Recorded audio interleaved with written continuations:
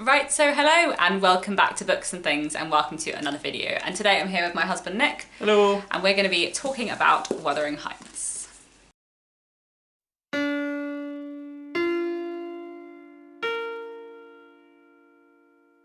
So this video is going to be very full of spoilers, so if you haven't read Wuthering Heights, it's probably not one for you. But Wuthering Heights is one of my favourite books of all time. It's probably in my top 5, and Nick has just finished reading it for the first time. So what did you make of Wuthering Heights? You know what, it was great, actually. It was really, really good. I would say it's my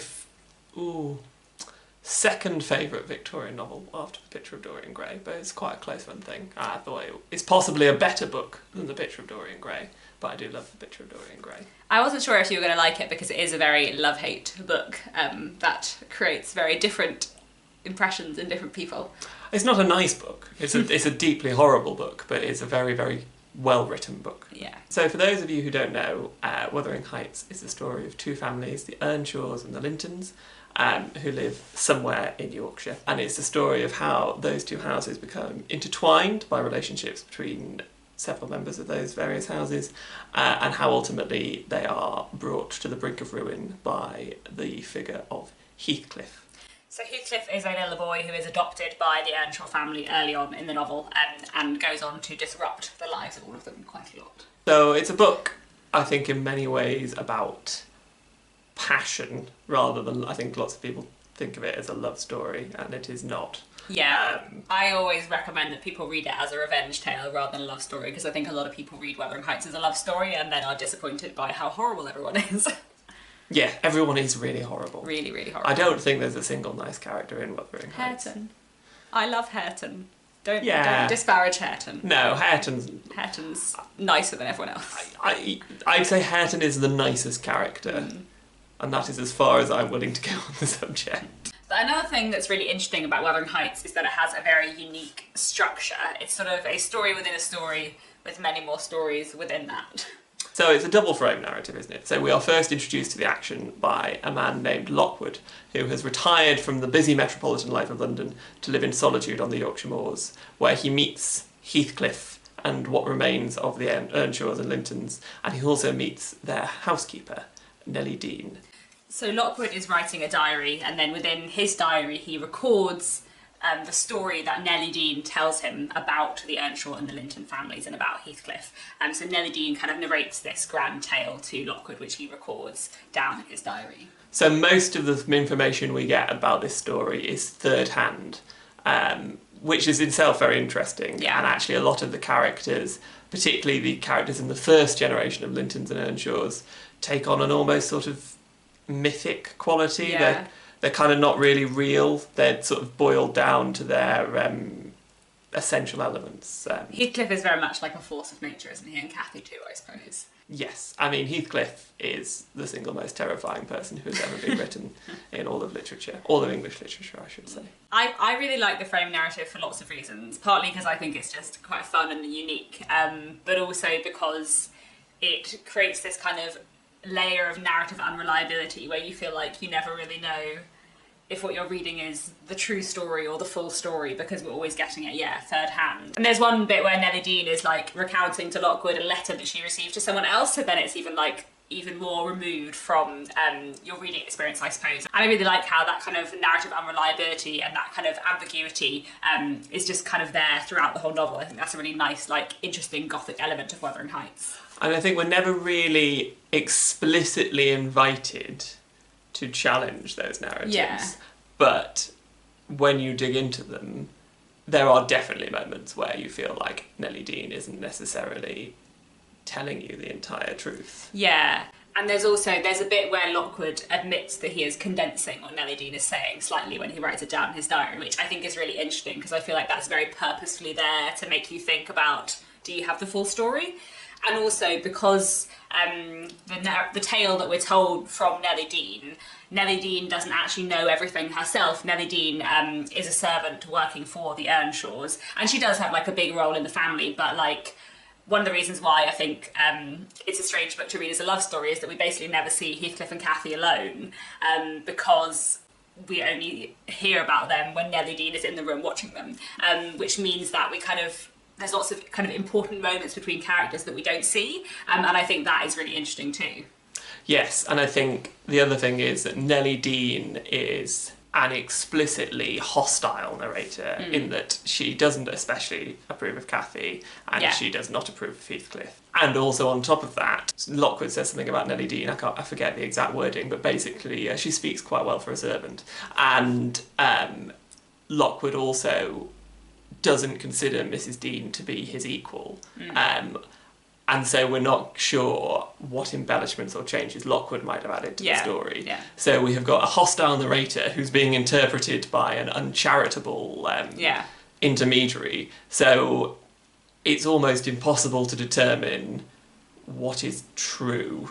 And I think that's really fun in Wuthering Heights. But another thing that I actually quite like about it, which I think is quite interesting, is that Emily Bronte has chosen to wrap up her main narrator in an outside narrator. So the main narrator is a female servant, but the female servant's narrative is channeled to us through a male gentleman. And I think that is kind of really interesting in terms of like class and gender, and kind of how the story is presented. Like, it's quite interesting that when Wuthering Heights was published, people just thought it was written by a man because it was published under the pseudonym Ellis Bell. But basically no one thought it was possible at all that a woman could have written this book, because it's so shocking in many ways and so taboo. But also I think the fact that Emily Bronte chose to have Nelly Dean's kind of female perspective, like within Lockwood's perspective, is quite kind of interesting too, that she chose to do that. I mean, it is shocking, actually, and I think that one of the things I found interesting reading it is I wasn't expecting to be shocked by it. Yeah. And, you know, don't get me wrong, there are many, many modern novels that have more graphic scenes or more disturbing content than Wuthering Heights, but there is something about, I think, the violence and the sort of... the wildness. The venom and Wuthering Heights that is actually shocking in a way that I was not expecting for a book that was written 170 years ago-ish. Yeah, and I think also because it's a book that it has a big place in popular culture to a certain extent, but I don't think the Wuthering Heights that's in popular culture is really the Wuthering Heights of the book. Whereas I feel like the Jane Eyre that's in popular culture is sort of bears much more resemblance to actual Jane Eyre. Whereas I feel like you probably thought you knew some things about Wuthering Heights going into it, but actually it wasn't really what you were expecting. Everything that I thought happened did happen. Yeah. And it happened roughly in the way that I had understood that it happened. I wasn't surprised by anything in the narrative per se, but the way it actually hangs together, the reading experience, was not what I expected. Yeah. And I think, I mean, I kind of love it for being such a shocking book, because I think it's really interesting that Emily Bronte wrote such a sort of taboo thing, but also because I do think it challenges a lot of like I don't know, conventions of the time in its wildness, and also it kind of critiques a lot of conventions of the time. You know, about class and marriage and gender and things like that, which I just find really, really interesting. I feel like there is a sense of an authorial presence beyond Nelly Dean and Mr. Lockwood, and that presence, there is no moral to Wuthering Heights. It doesn't condemn Heathcliff and the terrible things that he does, and it does not support... Because if you want to look at it simplistically, Heathcliff is sort of the forces of disorder. You know, he's almost like I said, like an archetypal, like, mischief-making figure. Like, he is out to destroy for the sake of destroying. He's sort of powered by this burning need to tear everything down. Yeah. And in comparison to that, I think you have particularly the Lintons and the idea of sort of respectability. But I don't think the book ever really advocates in favour of the Lintons' model of respectability over sort of the wildness of Heathcliff. I think it takes a very dispassionate view. Yeah, and I think it's interesting that Heathcliff is wild, but Heathcliff is also strong. And the Lintons are respectable, but they are also weak. And I feel like that is very present. And also there's that great scene, the first time we see Edgar and Isabella Linton, Heathcliff and Cathy are watching them through a window, and they are fighting over this dog, about who owns this little dog, literally pulling the dog between them and injuring the dog. And I feel like the idea that beneath respectability is this layer of violence, I think is really, really interesting, and is something that's kind of throughout Wuthering Heights. So yeah, Heathcliff's kind of passion and wildness isn't really condoned, I suppose, but nor is the respectability and the kind of falseness of the respectability of the Linton family. And I think perhaps the underlying theme of Wuthering Heights is avarice. It is avarice, not just in the sort of strict sense of wanting to accumulate wealth, but wanting to possess things. Yeah. Like wanting to control. Yeah, and actually the way Heathcliff destroys, he doesn't turn up and burn down the houses. Yeah.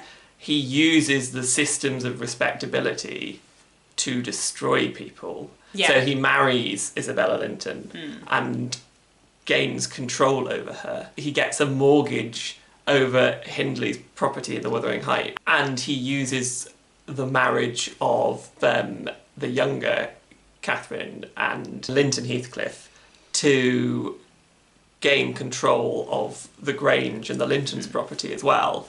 And actually, it's those systems that allow people to possess things and other people that are what Heathcliff uses to destroy people. Yeah.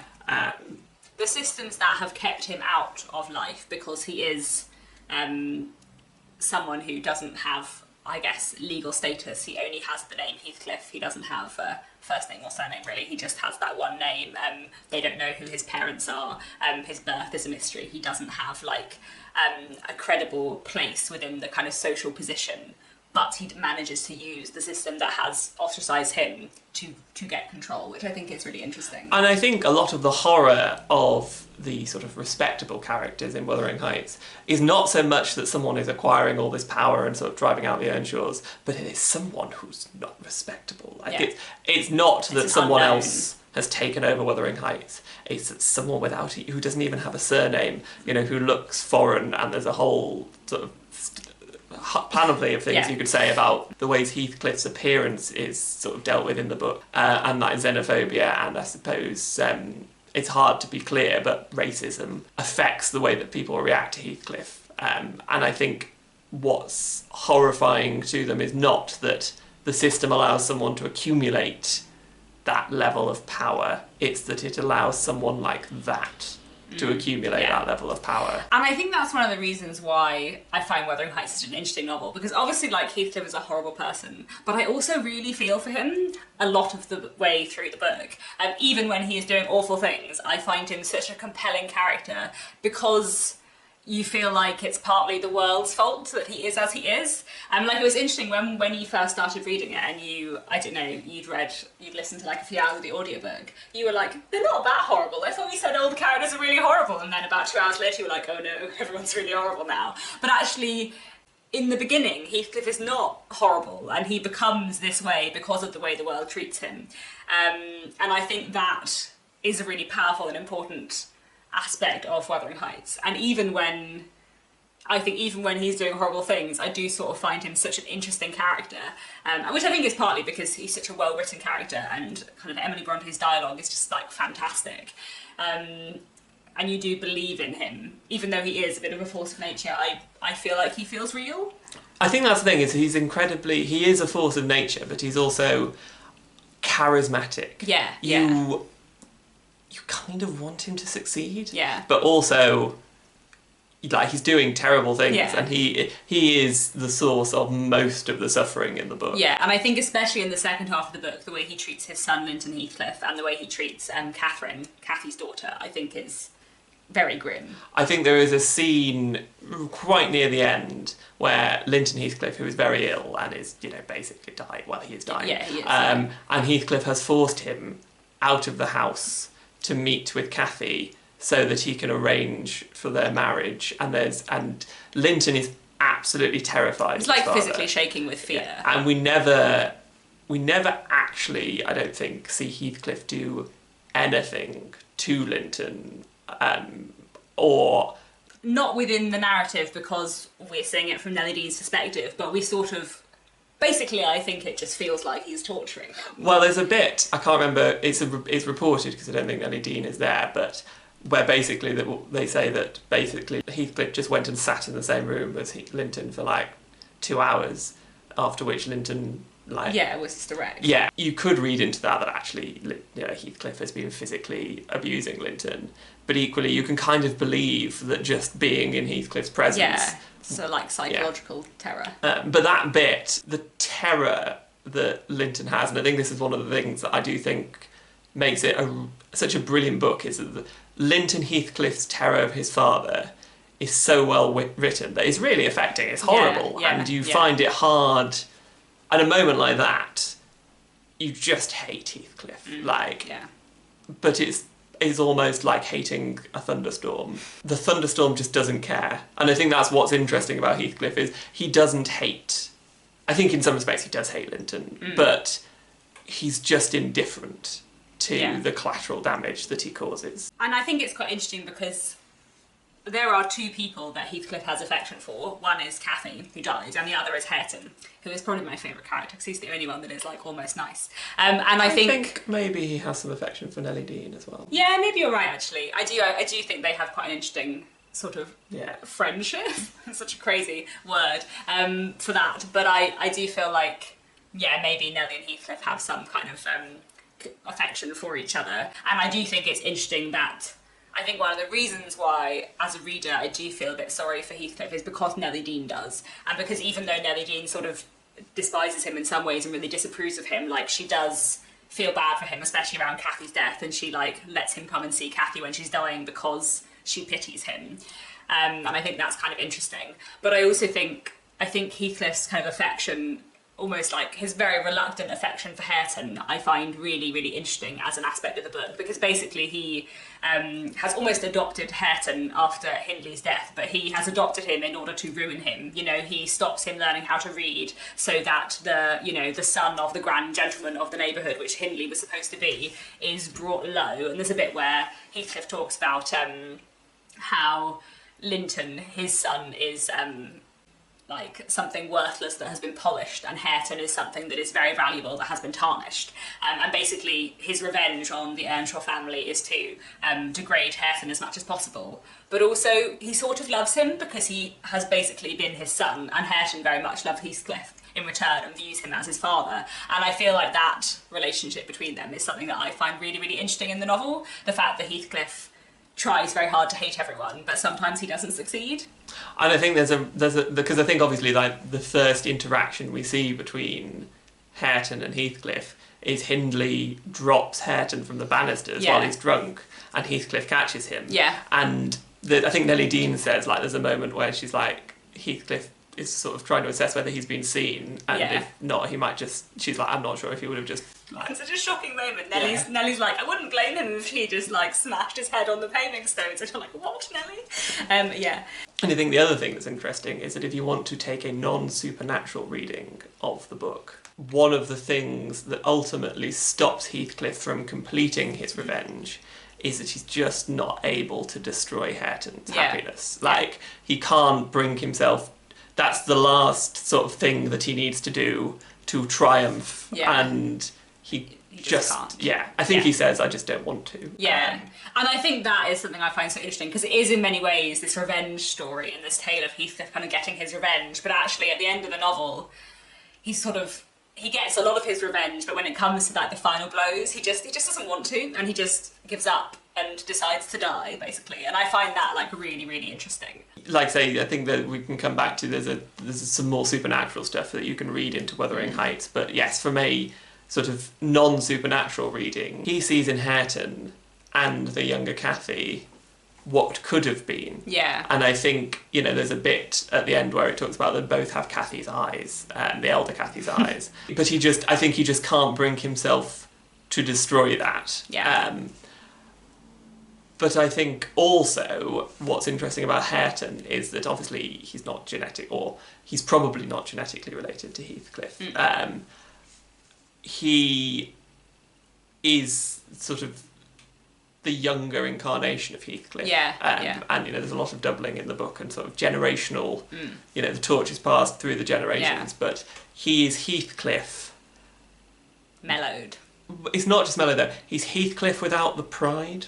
Yeah. I mean, he does have pride. That's not exactly the right way of putting it. But Heathcliff feels the way that Hindley slights him. Yeah. And feels the way that he is prevented from fulfilling his potential. Yeah. And he vows vengeance. Yeah. Whereas Hareton just loves Heathcliff. Yeah. Like, he doesn't question whether what Heathcliff's doing is for his own good. Even later on, when, he realises that he does need to learn to read, and actually he must at that point have, why didn't Heathcliff teach me? And you can sort of infer that he must be able to work out that maybe Heathcliff hasn't always acted in his best interests. But he's the only person who weeps when Heathcliff dies. Yeah. Maybe this is a better way of putting it. Hareton is Heathcliff with a capacity for compassion. Yeah. And I think, one of the things I love about Wuthering Heights is the doubling, because I think it is genius. And I think it's very interesting because I think, like I said, Wuthering Heights has its place in popular culture, and I think people are always very surprised when they read it, if they know things about it, that Cathy dies so early on in the book, and that actually the book is half about one generation, half about the next generation. But I think that's like the best thing in Wuthering Heights, because the doubling between the generations and how that is kind of explored is fascinating. There are so many kind of pairs. Obviously we have Cathy and her daughter Catharine, or also called Cathy. Both of them are called both names, which is interesting. And then of course we have, as we've been speaking about, Heathcliff and Hareton, but also Linton Heathcliff is both a double of his uncle Edgar Linton and his father Heathcliff. He even just has both names in there. And even kind of earlier in the narrative, Nelly Dean talks about being Hindley's foster sister and how they kind of were raised together. And I think there's some interesting doubling between like Nelly Dean and Hindley and Cathy and Heathcliff. And I feel like just throughout the novel, there's so many like pairs which you can compare to each other, which I just think is fascinating. And I feel like, therefore, the ending of the novel and knowing that Catherine and Hareton are going to be married and potentially have happiness together is sort of like, almost like a happy ending for Heathcliff and Cathy, but also they had to be mellower versions of themselves. They had to be toned down, watered down versions of themselves before they can have a happy love story. Because, like you say, Hareton is Heathcliff but with compassion, and Cathy is, or Catherine, the daughter, is kind of Cathy but mellowed and less selfish, I suppose, in some ways. And she does still, like, she is quite spiteful in some ways, like her mother was, but I think she has more love and kindness in her, and therefore her and Hareton can kind of be happier together as the mellower versions of Cathy and Heathcliff, who were just too passionate and too wild to be allowed to live, I suppose.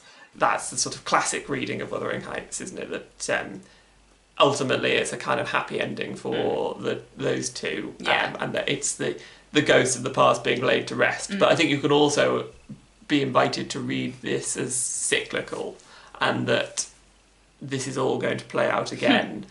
It maybe not in exactly the same way, but the same notes will be played, maybe in slightly a different order. Yeah, that wildness is still kind of present, I suppose. Yeah.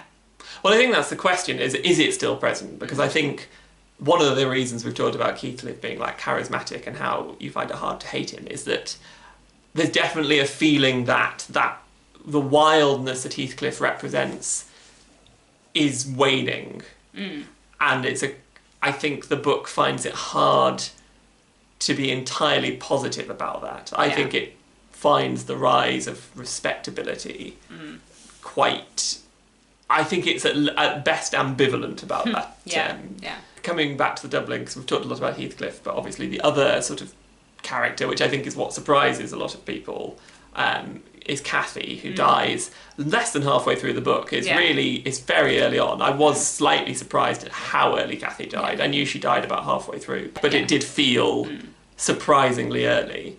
And I think a lot of people talk about Heathcliff as the sort of the nemesis, the driving force. And I think in a lot of ways Heathcliff kind of does embody that like idea of nemesis. Like he is the judgment that has come to destroy these people for their failings, and he does. But what I think is interesting is that actually, in terms of her influence in the book, Cathy is every bit as negative as Heathcliff. Yeah. In fact, I think in some ways she's more... Heathcliff, like I said, he just doesn't care about collateral damage. Yeah. Whereas what we see of Cathy, she seems to enjoy it. Like, there's this awful bit where she's teasing Isabella Linton, as she is then, about like her feelings for Heathcliff. Yeah. And it's so spiteful. It's just complete, pure spite. Yeah. Because Cathy dies early on, we think that everything that happens next is Heathcliff's revenge. But it's really Cathy and Heathcliff's revenge. And I think we've sort of skirted around the fact that there are two ways you could look at Wuthering Heights as like a Gothic novel. Yeah. There is a perfectly natural explanation for everything that happens. Yeah, well, everything is rational and can be explained, and that ghost at the beginning is Lockwood having a nightmare, and everything has its rational explanation. The ghosts at the end are a child's imagination. There's a way to read Wuthering Heights that is completely rational. But there are explicit suggestions there might be ghosts. So Lockwood, when he spends a night at Wuthering Heights right at the beginning of the novel, thinks he sees the ghost of Cathy. There's a suggestion at the end that Heathcliff and Cathy are haunting the moors together. Yeah.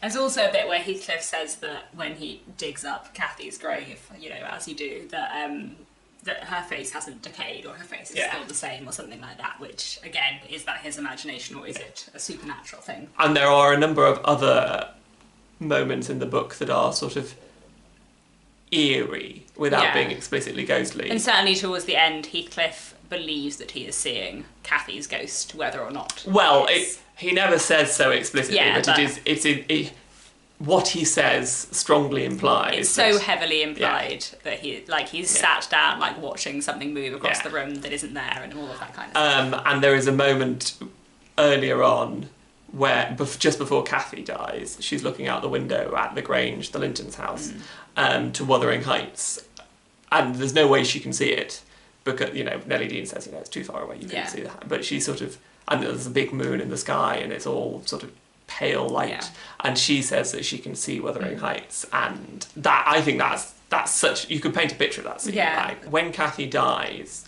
Heathcliff basically says, don't go, haunt me. And actually there is I think there's a real change in Heathcliff's behaviour after Cathy's death. Like, he comes back with this plan for revenge, but the kind of like implacable, cruel stuff largely comes after she's died.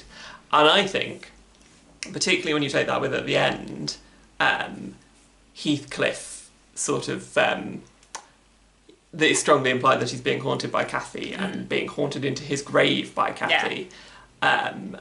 I think that Heathcliff, there is an implication that actually Heathcliff is almost working the will of Cathy. Like, he is being driven to this by the spirit of Cathy, and he's actually acting for both of them, or he is acting at the behest of Cathy, because I think it is very interesting that you can read it a couple of ways, but either Heathcliff achieves what he set out to achieve, and then Cathy as a ghost haunts him to his death because she no longer requires him to be alive, and then she wants him to herself. And I think particularly there are a few bits where Mrs. Dean is basically saying to Heathcliff, you've got to save your soul. And I think he's not entirely unsympathetic to that. I think it's pretty slight, but I think there's an implication that basically Cathy doesn't want Heathcliff to go to heaven. Like, Cathy wants Heathcliff to herself because she's very selfish and possessive. And again, the idea of like possession is so interesting. Or just Heathcliff served his purpose. He's done what was necessary, and now Cathy is claiming him. But I think you can, if you've got a supernatural reading of the novel, you can actually read Cathy as the sort of antagonistic force throughout the book. I find this really interesting because I feel like I very much have a rational reading of Wuthering Heights, and I think it's really fun that you can have both, and that's one of the things I love about it. I love a thing that is supernatural, but is it? But I feel like my reading of Wuthering Heights is much more rational. I feel like Heathcliff is so affected by Cathy's death and so angry with the world after Cathy's death that is why he changes. And I feel like at the end, when he decides that actually he doesn't want to take revenge because in the final way that he could, because he loves Hareton and because he sees in Hareton and Catharine what might have been for him and Cathy, I think he therefore gives up and he stops eating and basically commits suicide by not eating and by like walking out all night in the cold because he just doesn't want to live anymore. And he thinks he can see Cathy because he has not had food and he's starving himself, and so he's delusional. And I feel like that's also a really interesting way to read it, and I really like how there are so many different ways to read Wuthering Heights. It's one of the things I love so much about it, and it's one of the things I also like about that kind of unreliable narrator and the multiple layers of narrative, because there are just so many ways to read Wuthering Heights. There are so many gaps in the narrative. There are so many ambiguities. I've read Wuthering Heights 12 times, maybe, a lot of times. And every time I read it, I'm like, oh, I hadn't thought about that before, because there's so many layers and it's so complicated and rich and there's so many different ways to read everything that it's just fascinating. It's just a joy to read. And I think the thing that's interesting is that it does matter, but it can all be true at once. Yeah. Cathy doesn't actually need to be a physical ghost haunting Heathcliff to be haunting Heathcliff. Whether it's through his own mind or a supernatural force, Heathcliff is haunted by Cathy. Particularly the early part of the story before Cathy's death. You wonder how much of these characters, particularly Cathy, who we never meet, sort of Lockwood never meets, you never see other than through Mrs. Dean's recollections and from Heathcliff's words. And it's the portrait of the elder Cathy. There is a portrait in the house that Mr. Lockwood has moved to his room. And it is weird, but also actually she's watching the story being told, which I think is great. But that is kind of fun, isn't it? Like I said before, the early parts of the story have an almost sort of mythic quality. In the beginning, Mr. Earnshaw went to Liverpool and came back with. It's a very kind of mythic. The characters are story characters, and Cathy and Heathcliff. Heathcliff has passed into local legend. He's the sort of thing that people see him on the moor because he's in everybody's brains. And I think it doesn't. The book isn't particularly interested in distinguishing between, sort of ectoplasm and the more psychological aspects of horror and ghosts. And I think that one of the things that is so interesting is that it is remarkably modern in the way that it sort of understands psychology. They all feel like real people. Except for towards the beginning when they feel like archetypes that have been sort of boiled down to their basics. Another thing that's quite interesting, sort of ties into what we're talking about respectability, but I think the way religion is handled in the book is quite interesting. I think the book again is at best ambivalent to religion. I think the two characters, there are only really two characters who are interested in the substance of religion. So the Lintons go to church every Sunday. And mostly out of respectability. Because it's respectable to do so. People are buried in the churchyard because it's respectable, but the only people who actually sort of deal with the substance of religion are Joseph, who's one of the servants at Wuthering Heights, and Nelly Dean. And I think it's really interesting because I think Joseph is explicitly set up by the book as a deeply unpleasant character. And his religion is all judgment and anger and disliking other people, basically. Yes. And I think that's the thing, is that what should be a sort of moderating force is just another force contributing to sort of, like you say, judgment and hatred and venom. But what I think is interesting is that we're explicitly invited to dislike Joseph, I think, by the book. And his sermonising. But I think that actually Mrs. Dean, there's a couple of things that she says that basically implies that she's got quite a similar view of the world to Joseph, even though she clearly doesn't like Joseph. And her, references to faith and religion are all about judgment and damnation as well. It's a very harsh vision of religion, I think. And Nelly Dean is quite interesting because I do think she is very judgmental, and I think actually one of the reasons why within the narrative it is very easy to have a lot more sympathy for Heathcliff than for Cathy, and I think one of the reasons why is because Nelly doesn't like Cathy. No. But Nelly kind of likes Heathcliff, but she doesn't like Cathy, and she has nothing but judgment for Cathy and disdain for her, and I think that does kind of affect how we read the book. Well, if you want to put your Marxist structural analysis glasses on, Heathcliff is an outsider partly because of his assumed class background, but also explicitly because of how he looks. And Mrs. Dean, who is clearly considerably brighter than most of the people she's serving, is not allowed to enjoy the same position in society as those people. And I think it's really interesting, like you said, there's a potential doubling with Hindley, and obviously that's forbidden for class reasons. But also, she talks about how to begin with she was basically one of the children. And then she wasn't. And then she wasn't. Mrs. Dean doesn't talk about how Mrs. Dean feels about much of the book, but you can certainly imagine that has an emotional impact on someone. And actually another bit of doubling, in the same way that Heathcliff is Hareton's surrogate father, Nelly Dean is younger Catherine's surrogate mother. And so I think there's kind of even more doubling there, and actually Nelly Dean and Heathcliff both have very complicated class positions where they are both, when they're younger, especially where they're both one of the family and not one of the family. And that is just very interesting. Well, I think that's the thing, is that Mrs. Dean is responsible for the younger Cathy, but she's also a servant.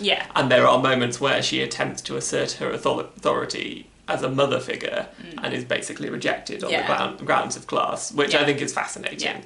But also, I personally believe that Mrs. Dean is the actual villain of Wuthering Heights. You didn't like Nelly very much, did you? I didn't. I think I like Nelly more than you. I think there's a huge number of points in Wuthering Heights where things go wrong or more wrong because of the action or inaction of Nelly Dean. I think the one that really stood out to me, so Isabella Linton elopes with Heathcliff, and Mrs. Dean discovers this very soon after it's happened, and there is a suggestion that if a horse was sent after them, they might be stopped before they are married, and Isabella might be rescued from what turns out to be a pretty nasty fate.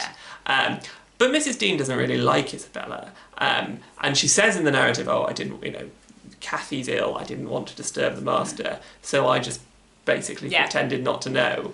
But she just ignores it and waits for it to be discovered the next morning when it's too late to do anything. And I think that's very illuminating. There is also, shortly after that, when Cathy is very, very ill, and Nelly Dean basically thinks Cathy's making a fuss, so she doesn't tell Edgar how ill Cathy is. And there are a few points like that where Nelly makes judgments on other people which affect her actions, which therefore affect the story quite substantially, which is very interesting. Well, yes, I mean, I'd forgotten about that, but yes, she does actually, she basically kills Cathy. I mean, she doesn't. She does. But, she condemns Isabella Linton to a miserable existence with Heathcliff. She murders Cathy. She doesn't not only does she not, she just says, oh, you're making a fuss. And to be fair to Mrs. Dean, to give it is not beyond the realms of possibility that Cathy might make a fuss. Cathy does often make a fuss. But she ignores Cathy when she is in genuine need of aid, and then she lets Heathcliff see her, which basically finishes her off. She takes a lot upon herself in a way that I think is very interesting, particularly given that basically every decision she makes for the good of other characters turns out not to be for their own good in the slightest. And I think that's fascinating, because I think we have to remember as well that we are getting Nelly Dean's account. So Nelly Dean is unlikely to present herself in the least favourable light.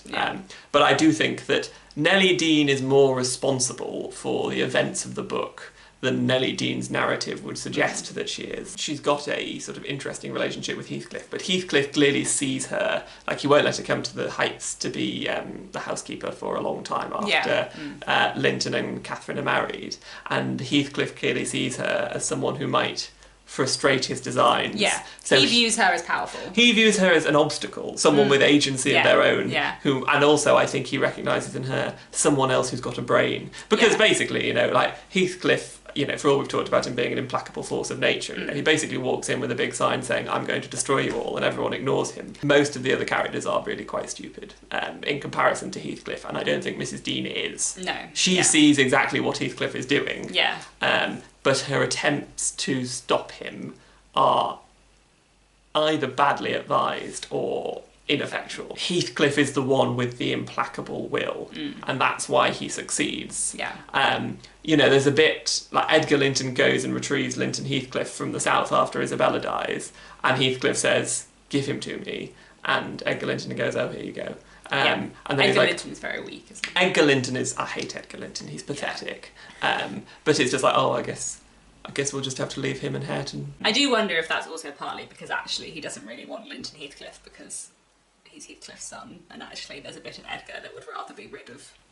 I think that's definitely possible, but I think then you've got the hypocrisy of I have to pretend to care about him because he's my nephew, but actually I'm glad he's suffering. That was the other thing I was going to say I found fascinating about Wuthering Heights, and I think particularly from like a modern perspective where so much of our media and our like stories and ideas are dominated by the idea that basically like love is the great good that you know it's the ultimate antidote to all evil, and actually Wuthering Heights is all about, or certainly a lot about, the dark kinds of love and how actually and the dangers of passion and obsession and possessiveness, like how those are not always positive. I don't think it ultimately has a moral, or so it is just, you know, it's almost like a myth. You can read it in so many different ways. It's got an intangible quality that is about sort of universal human experiences, but it's not trying to say, do this or do that. But I think the moral universe of Wuthering Heights is alien to a modern reader. I think in some respects it was alien to the readers at the time. Yeah. Another thing I find interesting about Wuthering Heights is that it was a historical novel. You know, it came out in 1848 or 1847, but it's set, the latest time at which it is set is 1802 or 1801, but it goes back to the kind of second half of the 18th century. And I think Emily Bronte kind of purposely set it in the past so that she could write about wildness and critique respectability without it cutting too close to Victorian stuff. But also I think the fact that Lockwood is in 1801 and everything else that Nelly Dean says is from the 18th century, but Lockwood is from the 19th century. I think that is quite like interesting. I agree, and I think it's all like we were talking about before, like Hareton and Catharine, they are watered-down versions of Cathy and Heathcliff, and it's almost like such wildness couldn't exist in the 19th century, and maybe that means it now works. And I think Wuthering Heights looks back on that past as something that is, in the 19th century use of the word, awful. Like, it inspires awe. But you wouldn't, like a thunderstorm or a waterfall, you might look upon it and be impressed. But you wouldn't want to be in the middle of it. But you wouldn't want to be in it, yes. And I think the other thing that we haven't really talked about is the landscape itself, which is so... It's basically... I mean, it's a perfect Gothic setting, the Yorkshire Moors. Wild and... so easy to lose yourself and so isolated. Like, one of the things, you know, there's only basically these two families are the two sort of leading families of the neighbourhood, and there's just hardly anyone else. Like, it feels so sparse in terms of the people who are there. You've just got to marry your cousin because there's no one else there. Like, I feel like the isolation and how few people any of them see, and the fact that they just never leave this small area, like, I feel like that is so claustrophobic in such a fantastic way. Yeah. I mean, actually, speaking about like, sort of marrying your cousin, I suppose, like, ties back into religion and stuff, but like the idea of incest and sin, and like even the sin's less extreme the next time because they're just cousins rather than like Yeah, I have, obviously Cathy and Heathcliff are like surrogate siblings, but I also feel like there is, if you want to, you can read it that Heathcliff is the illegitimate son of Mr. Earnshaw, and that he is Cathy's half-brother, because it was it did happen sometimes in the 19th century and the 18th century that people would bring in their illegitimate child into the home under the guise of being an adopted child or a ward or something. So I feel like if you want to, you can read that into Wuthering Heights. But I'm not sure that there's a lot of evidence for it, but I think it's an interesting thing to read into it. Well, it's mainly the fact that it's a slightly odd thing to do, to go to Liverpool and just bring on back business a child. and then just bring back a child. Yeah, yeah. And then also Mr. Earnshaw is shown to be exceptionally fond of Heathcliff. Yeah, and he loves Heathcliff more than he loves his own children, Yeah. really, or the people who are his legal children, at least. Yeah. In a way that, and obviously we're getting it from Nelly Dean's perspective, but in a way that there never seems to be any particularly good reason for him to be inordinately fond of Heathcliff above his own children. Yeah. So overall, you're pretty impressed with Wuthering Heights. Fantastic book. Fantastic story, fantastic characters, grueling to read. It's not a hard one to read. It's quite easy to read in comparison to a lot of books of the same time period, but it's not a light read, I think is what I would say. And it's not, I think the thing as well that's interesting about Wuthering Heights is it's not that it's like tragic like Thomas Hardy is. It's that it's violent and shocking and wild in this kind of just very fantastic way. Favourite character? I mean, my favourite character is Hareton in the fact that I like him, but the best character, I mean, Heathcliff is just a fantastic creation. Yeah, Heathcliff. What would it's you got say? to be Heathcliff. Yeah. Heathcliff I think there's a reason why people don't necessarily know the story of Wuthering Heights particularly well, but most people know the name Heathcliff. Yeah, I think Heathcliff is so great a character because he is both so ruthless and so cruel and so like almost demonic, but also so human, and therefore that's like really terrifying. And I think one of the things that's interesting is that actually, particularly in the second half of the book, he doesn't want to be human. No, he has these impulses like his love for Hareton, and he resents them, because he thinks they hold him back from what he sees as his purpose. I don't know of another character who is so terrifying, because actually he's a really disturbing character, but you still feel for, you find it impossible to just hate him. You often do hate him, but you can't just hate him. Another interesting thing that the introduction to my book told me is that it wasn't actually originally set in Yorkshire. So apparently the Brontes had a fictional world that they all sort of played in and wrote in called Gondal, and originally Wuthering Heights was in Gondal, and then Emily Bronte just basically changed the name Gondal to Yorkshire, and off she went. It's kind of fascinating. Yeah. I suppose it does have a slightly otherworldly quality in its wildness and violence. The natural landscape is clearly Yorkshire. It's clearly the Yorkshire moors. But equally, it is nowhere specific in Yorkshire. And society feels a long, long way away. Yeah. Which obviously is partly because it's in an isolated rural area, but it's quite fun to think that she originally wrote it set in a different place entirely. Yeah. I think we've been talking for quite a while, so I'm sorry if this video has been very long, but we had many things to say about Wuthering Heights because it is just fantastic, and I'm so glad you liked it. So I would say, if you're unsure about whether to read Wuthering Heights, that you will love it in an interesting way, or you will hate it in an interesting way. So it's worth reading. It's not going to be boring. It's not boring. It's not particularly long either. No, it's not. It's not that long. Yeah, it's not that long. So I think that's all for now. Let us know down in the comments what you think about Wuthering Heights, and I'll be back very soon with another bookish video.